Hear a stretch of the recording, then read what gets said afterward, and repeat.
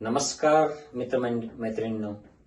विशेषतः जी जेन Z generation आहे त्यांच्यासाठी हा मुद्दा फार महत्वाचा आहे की हे सगळं तुमच्या शैक्षणिक समस्यांवर देशभरात जगभरात आवाज उठवला जात असताना, आंदोलन होत असताना, विद्यार्थी तरुण गोळ्या खात असताना तुम्हाला एक लक्षात घ्यावं लागेल सगळ्यांना की ही मंडळी दोन राजकीय गट आहेत महाराष्ट्रातले, शिंदे गट, अजित पवार गट.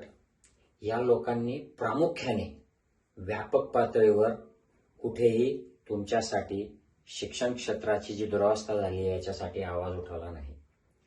अर्थातच भारतीय जनता पार्टी, RSS, विश्व हिंदू परिषद, बजरंग दल आणि त्यांचे विद्यार्थी संघटन ABVP हे त्यांच्याच सरकारच्या विरोधामध्ये आवाज उठवतील अशी अपेक्षा करणं चुकीचं आहे. परंतु मला अखिल भारतीय विद्यार्थी परिषद ही विद्यार्थ्यांची परिषद आहे आणि या परिषद म्हणजे आता त्यांची सत्ता आहे सगळ्याकडे, भारतभर वेगवेगळ्या राज्यांमध्ये यांची सत्ता आहे.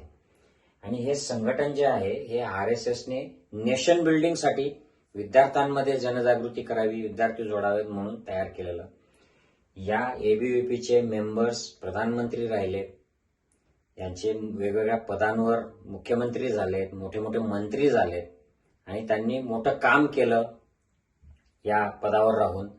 अशी ही संघटना, या संघटनेने सुरुवातीपासून जसे पेपर लीक सुरू झाले तेव्हापासून एकदाही या मंत्रालयाच्या मंत्र्यावर, या मंत्रालयात वेगवेगळ्या पोस्टवर जे बसलेले लोक आहेत RSS BJPचे यांच्याबद्दल किंवा यात जे सापडले लोक, जे पकडले गेले, या पकडलेल्यांचे संबंधित जे BJP लोक आहेत आणि सापडलेले जे BJP RSSचे लोक आहेत यांच्याबद्दल एक चक्करही काढल्याचं माझ्या तरी निदर्शनास आलं. त्यांनी ती जी नॅशनल टेस्टिंग एजन्सी आहे त्याच्या विरोधामध्ये आंदोलन केलं.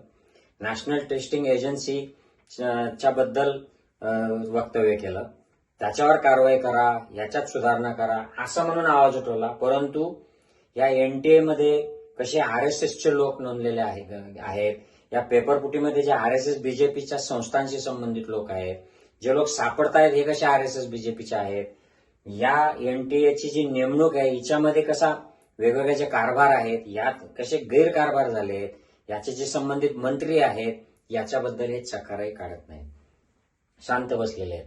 मी एक व्हिडिओ बघत होतो, एक मुलाखत बघत होतो एका सिनियर पत्रकाराची. त्या सिनियर पत्रकाराने स्पष्ट म्हटलंय की त्याला RSSच्या मोठ्या एका पदाधिकाऱ्याने सांगितलंय की आमचे ABVPचे जे प्रतिनिधी असतात आजकाल ते विद्यार्थ्यांचं काम ग्राउंडवर करण्याऐवजी हे तोड्यापाण्या करायचं काम करतायत. हे व्हाईस चान्सलर कोण नेमायचा, कुठल्या पदावर विद्यापीठात कोणाला नेमायचं, कोणाला वर पाठवायचं, अशा प्रकारच्या बोलण्या आणि तडजोडी करण्यामध्ये व्यस्त आहेत. यांना विद्यार्थ्यांच्या प्रश्नांशी काही देणं घेणं नाही.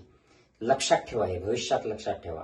तुमच्यातले काही जे अजून मतदार यादीत नसतील, काही आता मतदार यादीमध्ये ऍड होत असतील आणि काही ऑलरेडी असतील, यांना लक्षात ठेवा, जेव्हा असा व्यापक प्रॉब्लेम निर्माण होतो देशात, समाजात, राज्यात, त्यावेळेला पक्षीय राजकारण सोडून, तुमची विचारसरणी सोडून समाजासाठी, राज्यासाठी, देशासाठी पुढे आलं पाहिजे. त्यावेळेला हे लोक ऍब्सेंट आहेत, दे आर नॉट टॉकिंग. आता जरा थोडासा मंत्र्याचा राजीनामा झाला आणि सिच्युएशन थोडीशी मोदी आणि या सगळ्या टोळीच्या विरोधामध्ये चालली आहे म्हणून हे लोक थोडेसे पुढे येत आहेत आणि वक्तव्य करतायत, असं केलं पाहिजे होतं, राजीनामा द्यायला पाहिजे होता वगैरे वगैरे.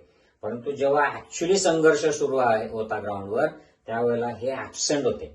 यांचं तर बघा, ABVP जेव्हा विद्यार्थी उपोषणाला बसले, सोनम वांगचुक यांच्या सकट उपोषणाला बसले, त्या उपोषणामध्ये यांनी कुठली भूमिका बजावली नाही. जंतर मंतरवर विद्यार्थ्यांवर हल्ले झाले, याच्या संदर्भात यांनी चकार शब्द काढलेला नाही.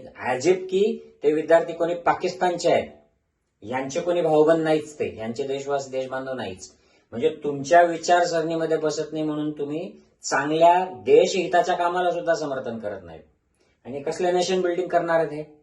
म्हणजे हे तर त्यांच्या पॅरेंट संस्थेसारखे झाले की काँग्रेस लढते, गांधीजी लढतायत स्वातंत्र्यासाठी म्हणून आम्ही त्याच्यात सहभागी होणार नाही, आम्ही ब्रिटिशांना साथ देऊ. एका दलिताने संविधान लिहिलंय आंबेडकरने म्हणून आम्ही ते मानणार नाही, आम्ही ते जाळू, आम्ही तो तिरंगा मानणार नाही, संविधान मानणार नाही, याला स्वातंत्र्य पण मानणार नाही.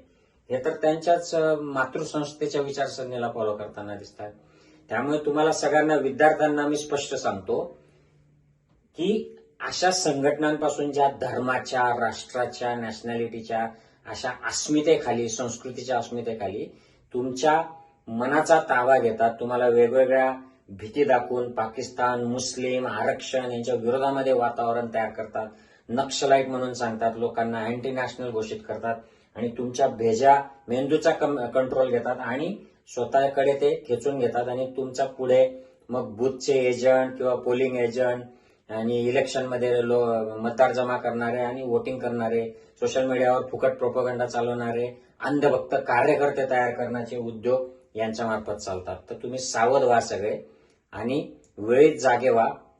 आपल्याला राजकारण कळलं पाहिजे. नुसतं फक्त व्हॉट्सअपच्या आणि फेसबुकच्या शेअर्ड पोस्टमधून राजकारण कळत नाही. थोडीशी बुद्धी वापरा, वैचारिक व्हा, समजून घ्या आपला इतिहास काय आहे, गांधीजींना काय म्हणायचं होतं, बाबासाहेब आंबेडकरांना काय म्हणायचं होतं, खरे छत्रपती शिवाजी महाराज कसे होते, संविधानात काय लिहिलेलं आहे, खरा इतिहास काय आहे आणि यांचाही इतिहास जाणा. यांचा इतिहास बघा काय आहे, या गटांचा आहे, कशासाठी भाजप आणि आरएसएसच्या मांडीला मांडी लावून बसलेले आहेत, हे सगळं जाणून घ्या. आंधळेपणाने केवळ फक्त हिंदुत्व, गोमाता आणि या असल्या गोबरपट्ट्याच्या गोबर ज्या गोष्टी आहेत गोमूत्राच्या, या न करता वैचारिकतेने सपोर्ट करा आणि यांना विसरू नका, लक्षात ठेवा. नमस्कार, जय हिंद, जय महाराष्ट्र.